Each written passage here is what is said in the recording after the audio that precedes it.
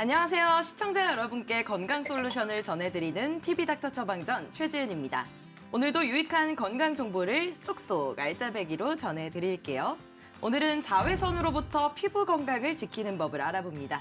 피부과 전문의 김찬우 선생님과 함께합니다. 어서 오십시오. 네, 안녕하십니까.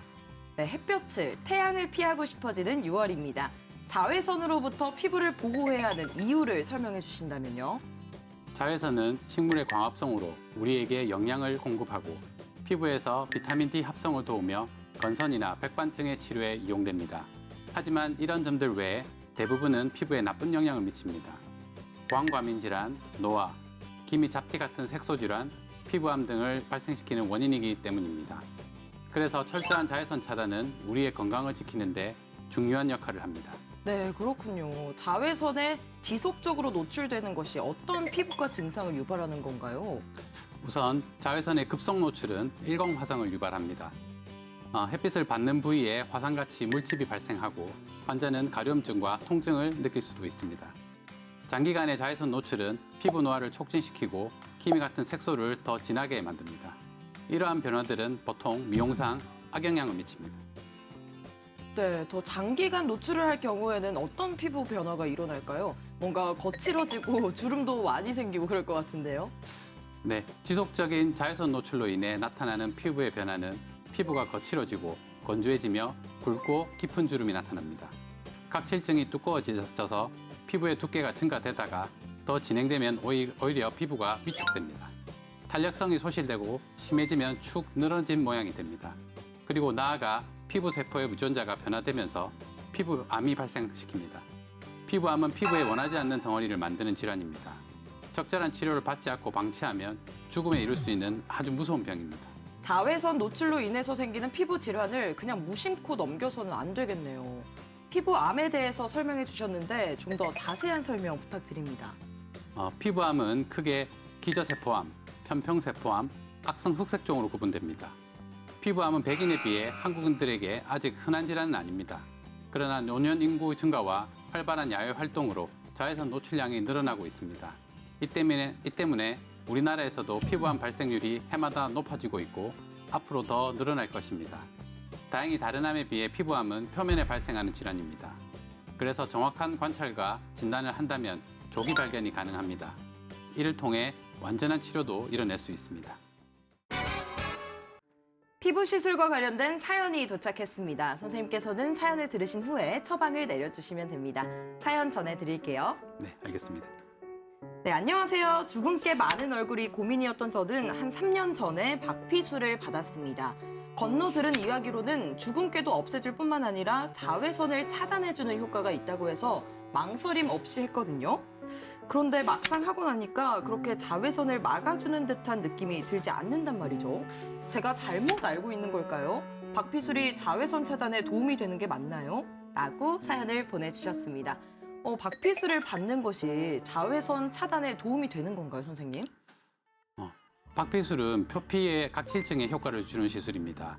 이에 비해 자외선은 상부 진피와 표피의 기저층에 타격을 줍니다. 피부층이 완전히 다르기 때문에 박피는 자외선 차단 효과는 없을 것으로 생각이 됩니다. 하지만 과도한 박피는 각질층을 얇게 만들고 이 때문에 좀 더 많은 자외선이 피부 속으로 들어오게 하여 오히려 반대 효과가 나타날 것 같습니다. 오히려 반대의 효과가 날 수도 있는 거군요. 자외선으로 인해서 피부가 트러블이 발생했을 때 어떤 치료가 이루어지나요? 급성 자외선 노출에 의해 피부 화상이 발생하면 홍반, 물집, 염증 반응이 나타나는데요. 우선 시원한 스프로 피부를 냉각해 주어야 합니다. 물집이 있을 경우 병원에 꼭 방문하시어 적절한 드레싱을 받고 연고도 발라야 합니다. 염증이 심할 경우 항염증제를 처방받아서 복용해야 합니다. 하지만 무엇보다도 중요한 것은 자외선 차단제를 적절히 잘 발라서 이러한 증상을 잘 예방하는 것입니다. 역시 우리의 일상에서는 자외선 노출을 예방하는 방법 알려주신다면요? 우선 자외선 차단제를 잘 선택해야 합니다.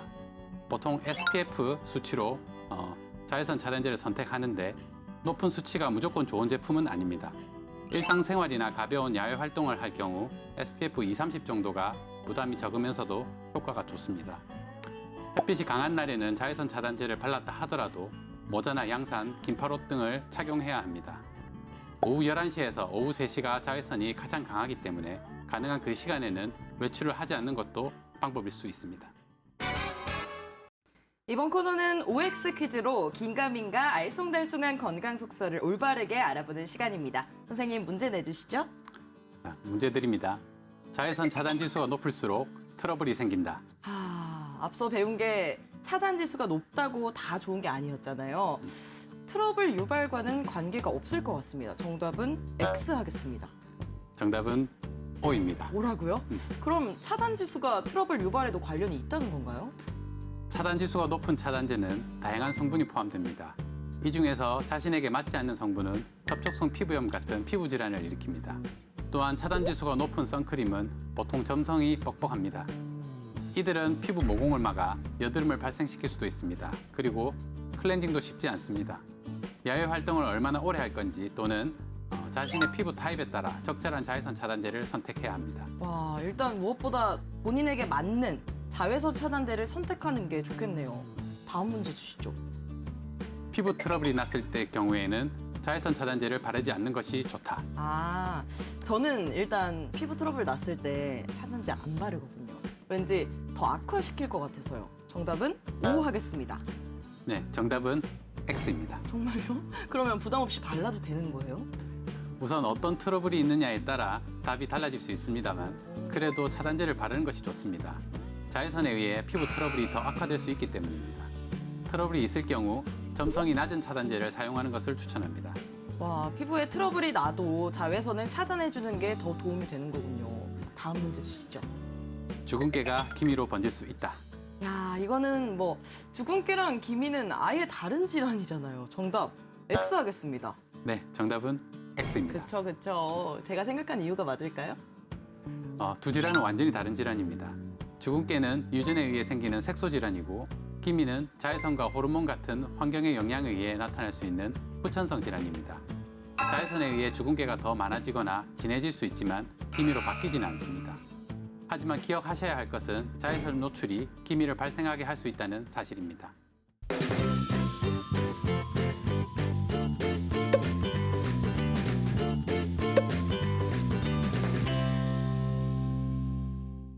TV닥터 처방전 벌써 마칠 시간이 됐습니다. 선생님 마지막으로 당부의 한 말씀 부탁드립니다. 햇빛이 강력한 여름이 더욱 다가오고 있습니다. 자외선은 일부 좋은 영향도 있지만 색소 질환과 피부암의 원인이 될 수 있기 때문에 여름에 자외선 차단제를 꼼꼼히 발라주셔야 합니다. 그리고 자외선 노출 부위도 잘 가리셔야 합니다. 햇빛을 받고 난 뒤 이상 증상이 발생하였을 때는 고민하지 마시고 가까운 피부과 전문의를 방문하시어 진료를 꼭 보시길 바랍니다. 네, 오늘 말씀 고맙습니다. 저희는 다음 주에도 유익한 주제 들고 다시 찾아오겠습니다. 대한민국 모두가 건강해지는 그날까지 TV닥터 처방전 다음 주에 다시 만나요. 안녕.